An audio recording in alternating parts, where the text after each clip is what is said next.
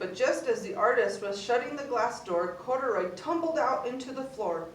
How in thunder did that bear ever get mixed up in all of my things, the artist wondered.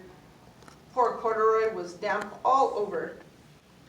The least I can do for him is to give his overalls a good drying, said the man thoughtfully.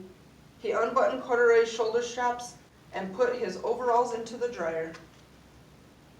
Corduroy drew dizzy as he was watching the clothes spinning round and round, but the artist became inspired. This would be a wonderful painting, he said, as he took the sketch pad out of his pocket and began drawing the swirling colors. I can hardly wait to get back to my studio. Finally, the dryer stopped whirling and the man gathered up the clothes. Then he helped Corduroy put on his warm, dry overalls. All at once, the manager of the laundromat called, "Closing time, everybody out." Corduroy was gently placed on the top of the washing machine. I wonder who that bear belongs to, said the artist as he was leaving. Seems to me he should have his name someplace.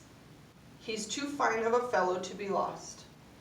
As soon as the lights were turned off, Corduroy began his search again. He was surprised to see something white glowing in the dark. Maybe it's snow.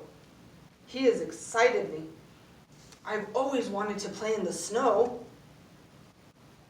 He accidentally tipped over the open-lidded box, and suddenly he was covered in the soft, slippery soap flakes.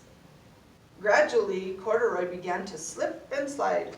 "Oh, what fun," he said with a smile. "I've always wanted to ski down the steep mountainside." He landed paws first in the empty laundry basket. "This must be a cage," he said, peeking through the bars. "I've never wanted to live inside of a cage like a bear in the zoo." But by now, Corduroy felt drowsy and soon nodded off to sleep. Next morning, when the manager came to open the door for the laundromat, there was Lisa waiting.